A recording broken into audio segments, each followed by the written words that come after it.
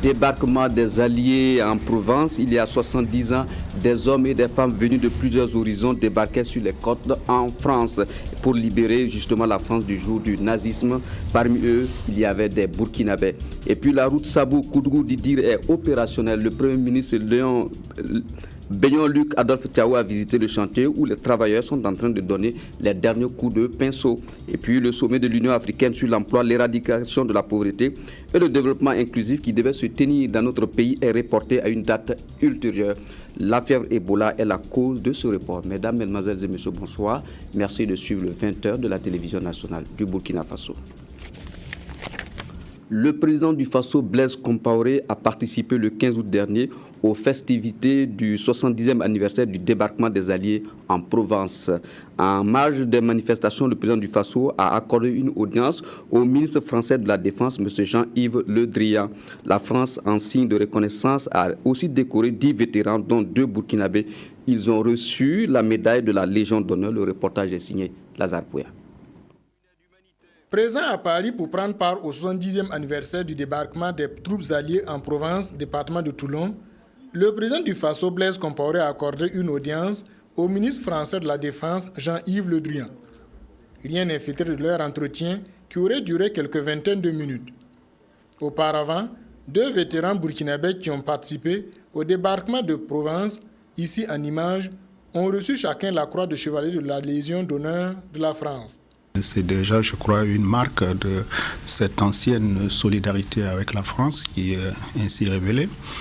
Mais nous pensons que pour effectivement les anciens combattants qui sont encore là, il y a certainement encore un effort à faire pour les accompagner dans ces derniers moments de leur vie. 8 autres vétérans du Mali, du Maroc, de l'Algérie, du Sénégal et du Madagascar ont également été faits chevaliers de la Légion d'honneur de la France. Cette décoration est le signe de la reconnaissance de la France pour leur immense contribution à la libération de la France.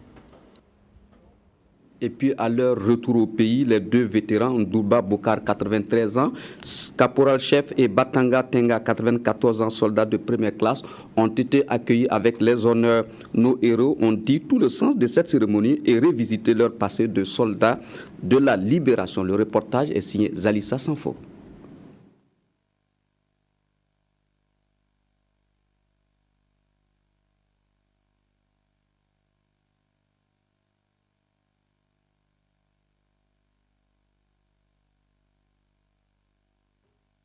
Soldat Tenga Bantago. Nous aurions été le 15 janvier 1955, date de sa libération, qu'il se serait mis au garde à vous. Aujourd'hui, avec ses 94 ans, c'est chose impossible. Mais de son statut d'ancien combattant, que de souvenirs et de séquelles. Le poids de l'âge lui empêche de nous livrer un cours d'histoire sur ce qu'il a vécu, un jour de 15 août 1944. Mais des séquelles, il l'emporte. Son nuit est altérée par le bruit assourdissant des canons. Une histoire pareille aussi pour Bokar Ndourba, caporal-chef. Le 1er avril 1945, il a vu d'autres tirailleurs sénégalais tomber sur le champ de bataille, les armes à la main. Et le débarquement en Provence, il s'en souvient comme si c'était hier. Ce 15 août, ils ont été appelés par la France pour participer aux activités commémoratives du débarquement en Provence. Et ils ont été faits croix de chevalier de la Légion d'honneur française. Une cérémonie qui a suscité en eux des émotions fortes. C'est pourquoi ils ont salué l'initiative de la France. Mais à leurs yeux, leur sacrifice vaut plus. Nous pensons que cette reconnaissance doit se traduire aussi dans l'amélioration des conditions de vie de ces anciens-là, notamment au niveau des pensions. Le Burkina Faso plaide et la France promet. Ces anciens combattants, eux, espèrent que plusieurs actions, tout autant symboliques, suivront afin que leur sacrifice ne soit pas relégué aux oubliettes. Voilà, au Burkina Faso, le chantier de construction et de bitumage du tronçon Sabou-Kourgou-Didi, long de 80 km, financé par le Millennium Challenge Corporation, est terminé. Il ne reste que les travaux de finition. Le Premier ministre était ce matin sur le terrain pour se rendre compte du bon déroulement des travaux de drainage et de nettoyage. Reportage de Évariste Kombari. Nous sommes sur le pont de Pouni Nord, à quelques kilomètres de Réau. Ce pont, qui a connu jadis un retard dans son exécution et qui fut source d'inquiétude, est aujourd'hui achevé, à la grande satisfaction du Premier ministre Luc Adolphe Thiaw. Les travaux sont terminés pratiquement à 100%, en dehors de quelques aménagements à faire en centre-ville. Comme vous avez pu le constater, c'est un très bel ouvrage et la qualité est certaine. J'ai du sourire parce que, comme vous pouvez constater, même le soleil est venu pour montrer comment ce pont-là est joli. On est très content d'avoir fini. Les populations bénéficiaires, notamment celles de la région du Centre-Ouest, sont de loin les plus heureuses. Les difficultés de mobilité et de communication sont désormais un vieux souvenir.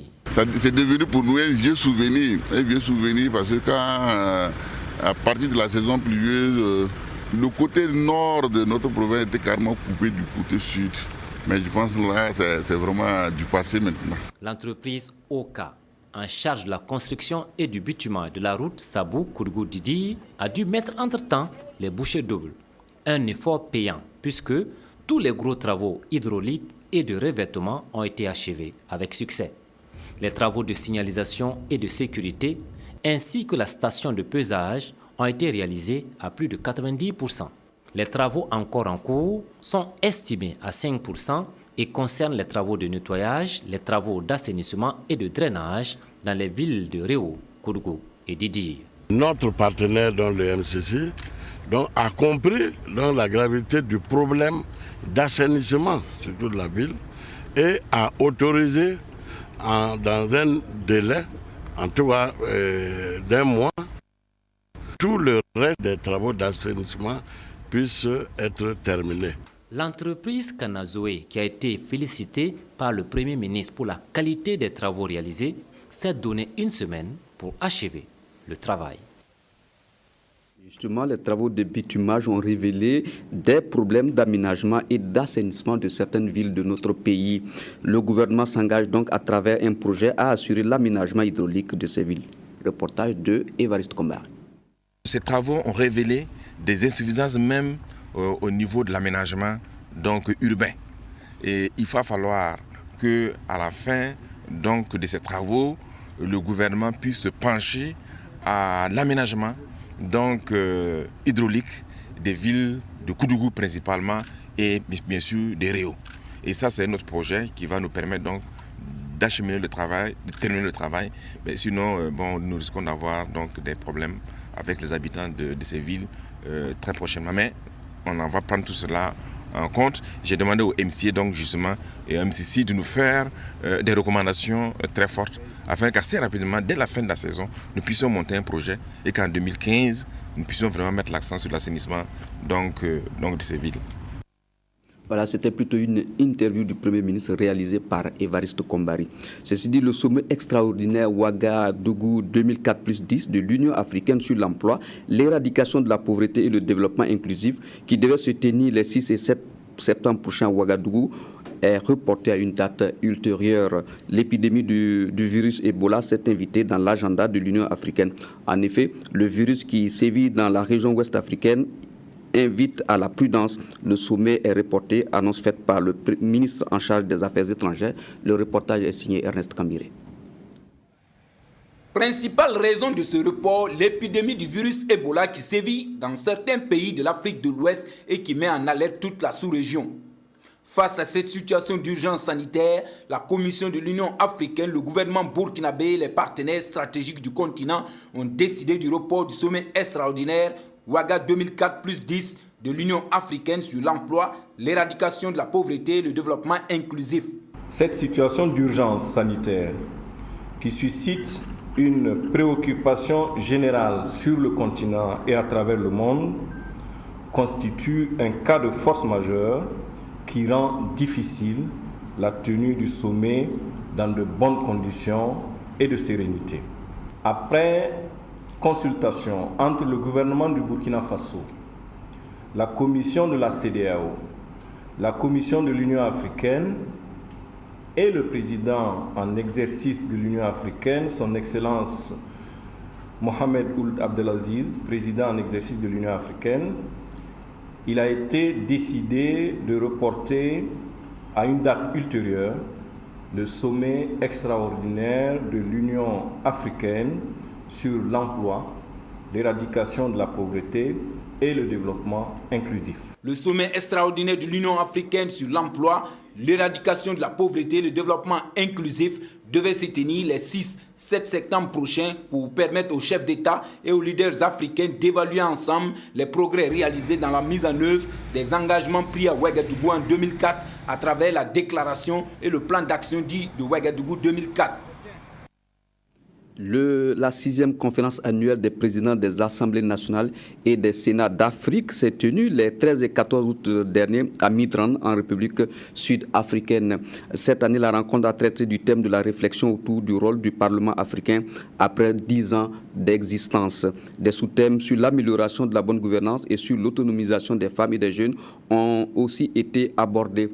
Notre pays y était représenté au plus haut niveau parlementaire, à la tête d'une délégation parlementaire. Donc, le président de l'Assemblée nationale, M. Sungalou Apollinaire Ouattara, a pris part à cette conférence. Reportage de Kwame Bama et de Sugunoma Ibrahim Gigma. Du Sud accueille la 6e conférence annuelle des présidents des Assemblées nationales et des Sénats d'Afrique. Ici, à Midrand, au bout du continent noir, les chefs de parlement et institutions similaires planchent sur le rôle et le fonctionnement du Parlement panafricain 10 ans après sa création. Cette conférence a permis de prendre d'importantes décisions dans le cadre de politiques sectorielles telles que l'agriculture, la lutte contre la désertification, l'enseignement, la paix et la sécurité. Je voudrais saluer ici la forte contribution des parlementaires burkinabés au débat, et cette contribution a impacté fortement les différentes recommandations qui ont été prises. À ce qu'on pourrait qualifier de rendez-vous du bilan décennal, des délégations sont venues des 53 pays membres. Celle du Burkina Faso a particulièrement brillé pour sa part contributive au débat et aux décisions prises. J'ai retenu les interventions du président de l'Assemblée nationale quant à la mise en œuvre de l'agenda 2063. Ça a été une occasion pour nous d'apprécier à sa juste valeur les différents thèmes qui étaient programmés à l'ordre du jour. Au regard du bilan de 10 ans qui a été fait, ça permet de voir qu'il y a pas mal de choses qui ont été faites dans le sens d'aller vers une unité de l'Afrique. De manière globale, ça a permis de voir comment, je dirais, on peut véritablement être plus efficace au sein de ce Parlement. Créé en septembre 2004, le Parlement panafricain est un organe consultatif de l'Union africaine. Il est composé de plus de 250 membres, soit 5 élus par pays. Son siège se trouve au centre du congrès Gallagher State à Midrand, une zone industrielle située entre Johannesburg et Pretoria.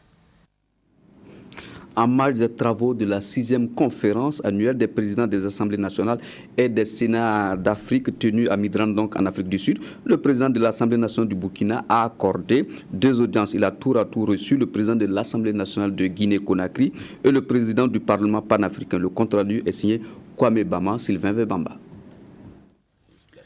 Première personnalité à être reçue, le président du Parlement panafricain qui a salué la contribution des parlementaires burkinabés à la vie de la structure qu'il dirige et surtout l'apport du président du Faso dans la recherche de la paix et de l'intégration en Afrique. Le Burkina Faso joue un rôle très important dans le cadre des activités de l'Union africaine et que les actions que mène le Burkina Faso vont dans le renforcement des relations entre les parlements régionaux, les parlements nationaux et le Parlement panafricain. Je voudrais également remercier le président du Burkina Faso pour son soutien aux activités, au rayonnement du Parlement panafricain. Également présent à Midran en Afrique du Sud, le président de l'Assemblée nationale de Guinée-Conakry, qui, à l'occasion d'une visite de courtoisie rendue au président Sungalo Apollinaire Ouattara, a loué l'action du Burkina à travers son président dans le raffermissement des relations inter-États. L'Assemblée nationale du Burkina comme l'Assemblée nationale de la Guinée sont deux institutions qui ont de solides relations. Nous tenons à avoir une assemblée à l'image des assemblées classiques, n'est-ce pas, telles que l'Assemblée nationale du Burkina, et au-delà du président de l'Assemblée nationale du Burkina lui-même, au président de la République du pays, que j'ai découvert en la personne du président Compaoré, un homme engagé vraiment pour son pays et pour l'ensemble des populations du pays. Ces rencontres et échanges ouvrent des opportunités de coopération au bénéfice des parlements respectifs.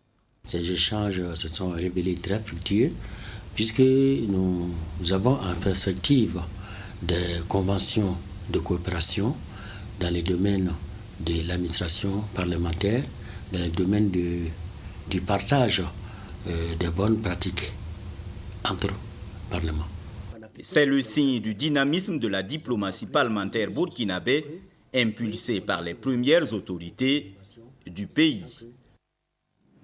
La Banque africaine de développement BAD organise du 18 au 22 août un atelier de renforcement des capacités de ses cadres dans le domaine du suivi et évaluation axé sur les résultats des projets sociaux. C'est un reportage de Bouma Ernest Nebier.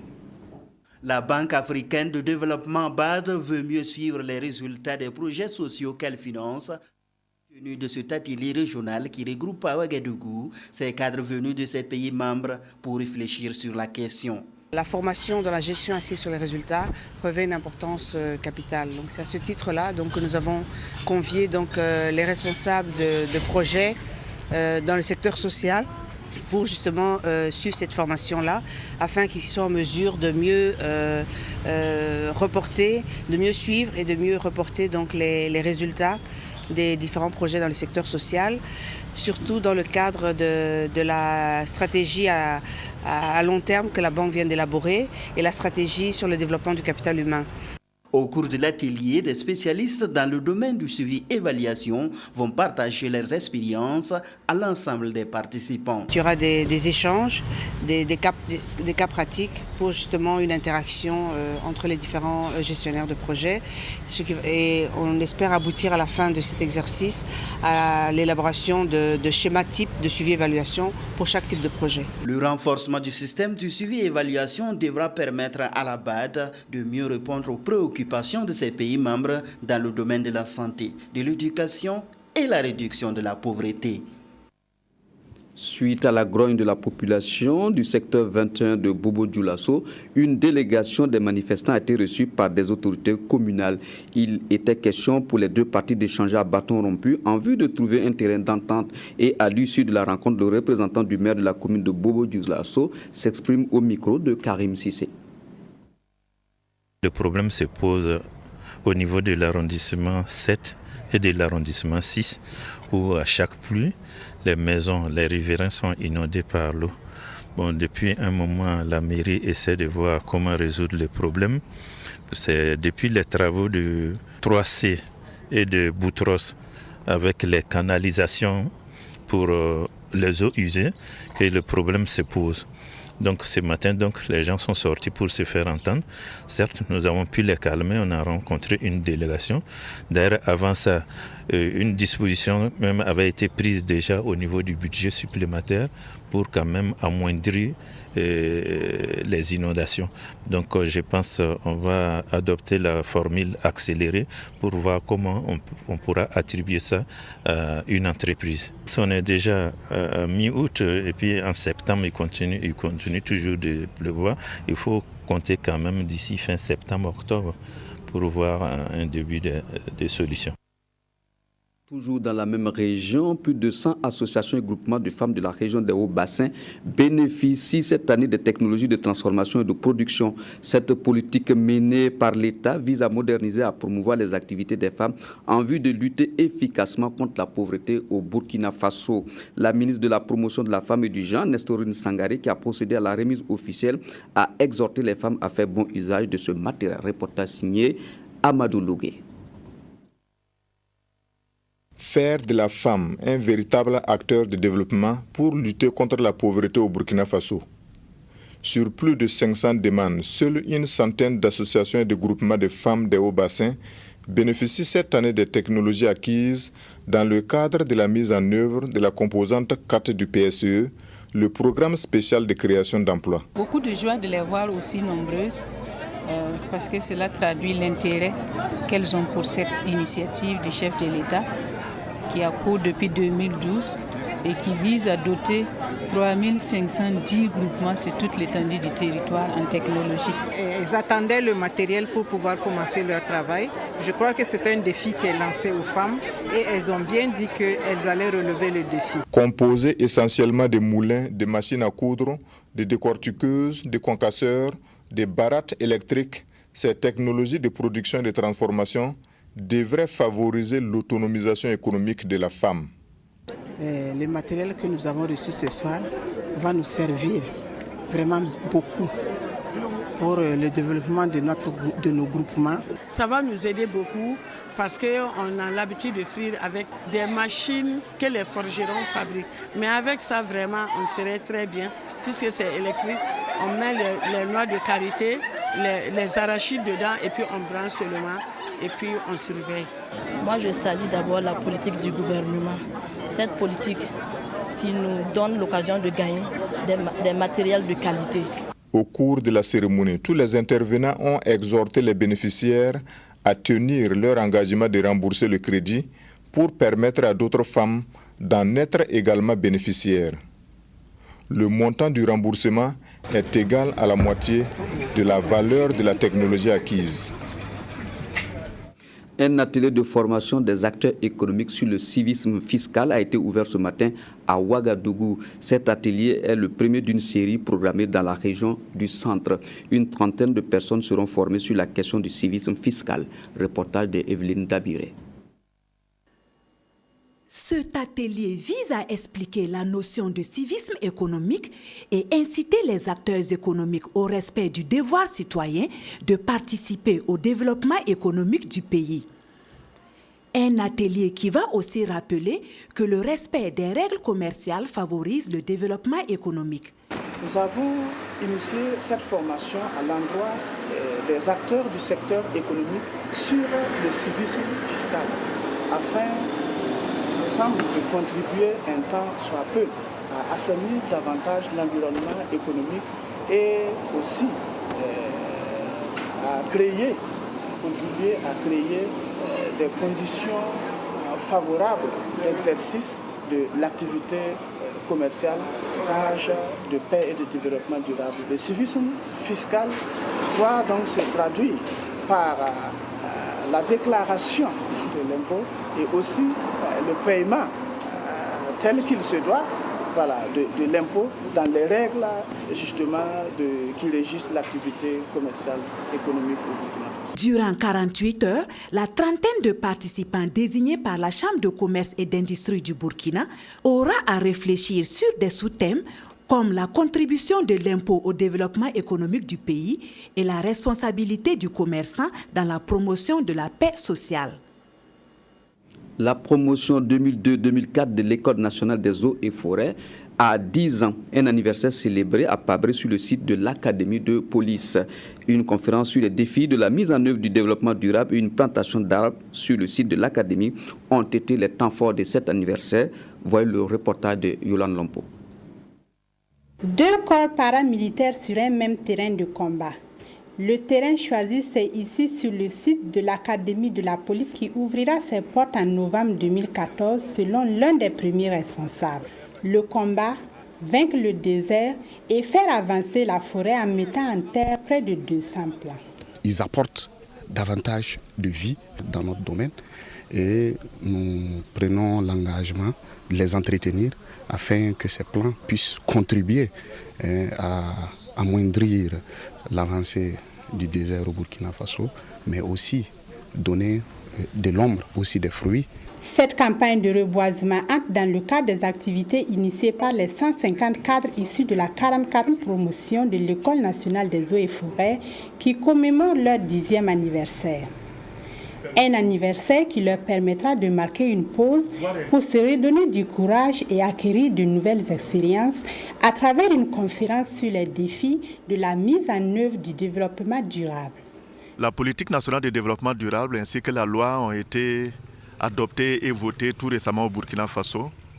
Et la mise en œuvre dans notre pays s'avère très capitale pour pouvoir aider les citoyens à bénéficier au maximum des ressources qui sont mises à leur disposition aujourd'hui, mais également de voir un peu comment, avec l'économie nationale, on peut élargir l'assiette de tous les secteurs qui peuvent contribuer à l'économie nationale.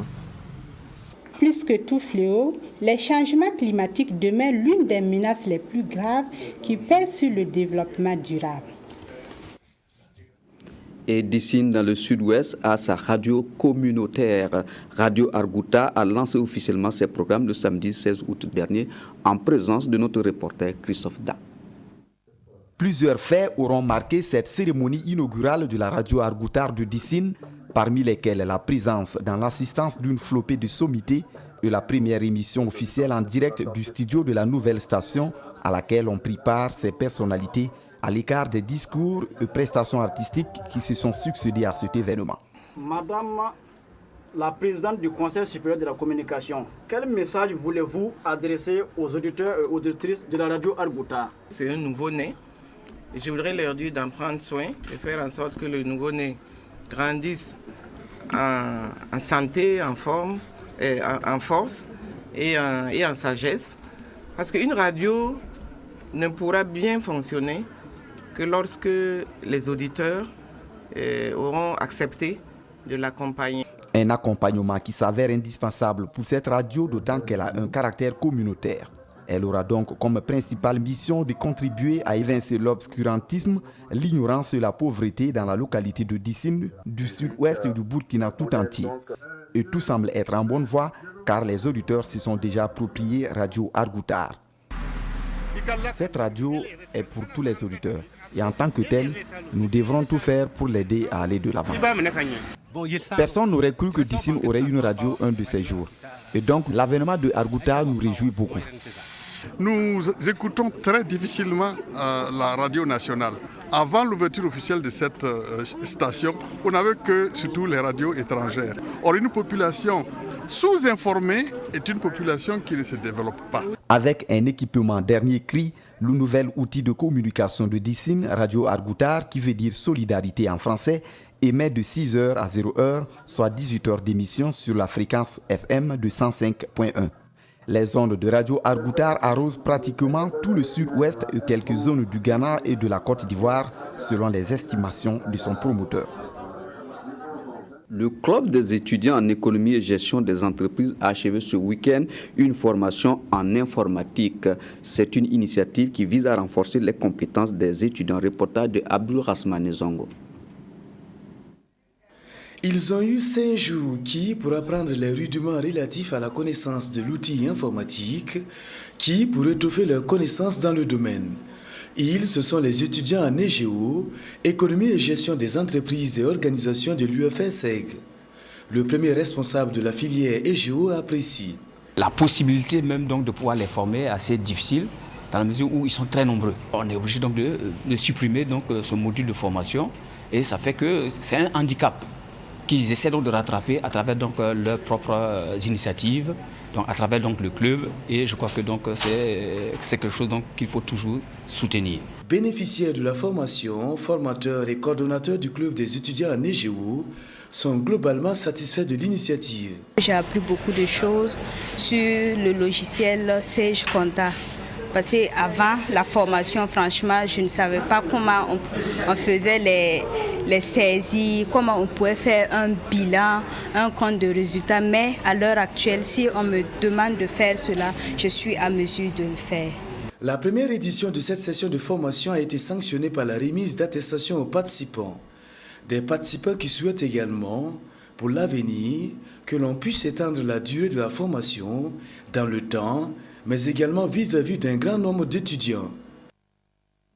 Et puis la 6e édition de Camp Vacances Danse a clos ses activités ce samedi 16 août à Ouagadougou. Les enfants ont été initiés à la danse et à la sculpture sur bronze afin de susciter l'imagination et la créativité artistique. Reportage de Paulin Yamouero et de Claudine Bikaba. Une chorégraphie savamment orchestrée et exécutée pour le grand plaisir de l'assistance. Ces pas de danse représentent 2 semaines d'apprentissage et symbolisent l'éveil artistique chez les tout-petits. Ce camp, le Centre de développement chorégraphique, en a fait son cheval de bataille. Pendant 2 semaines, nous avons enseigné des bases de la danse traditionnelle, des bases de la danse contemporaine, et aussi des bases de la musique. Et en plus de la danse, nous avons aussi associé le travail artistique manuel qui est le bronze. Pour la 6e fois consécutive, ce sont au total 23 enfants âgés de 4 à 14 ans qui ont appris la danse avec des professionnels du domaine.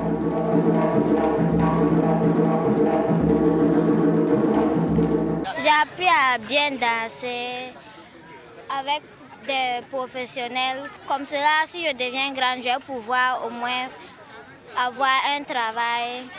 On nous a appris à faire le bronze et puis on nous a appris à jouer le tennis de table. On a appris à faire des personnes avec la cire. Donc j'étais très contente de cela. Le tonton aussi était très gentil. Après ça, on a fait la danse et la danse était très géniale. On nous a appris la bronze. On a fait des trucs géniaux avec le tonton. C'était très bien. Une exposition a été organisée afin de permettre aux parents de voir la créativité des jeunes artistes. Des attestations ont été également délivrées à l'issue de cette cérémonie de clôture avec les encouragements des professionnels. À présent, quelques nouvelles du continent africain. Elles nous conduisent au Sénégal où la Cour de cassation la Cour de répression de l'enrichissement illicite se dit compétente pour juger Karim Wade. Nombreux sont les Africains qui continuent de rêver d'Europe. Plus de 2000 migrants africains viennent d'être secourus aux portes de l'Italie par les marines. Parmi ces migrants composés de Sénégalais, de Maliens et de Gambiens, plusieurs enfants et des femmes enceintes. Ainsi se referme votre journal. Merci de l'avoir suivi. Je vous souhaite une agréable nuit.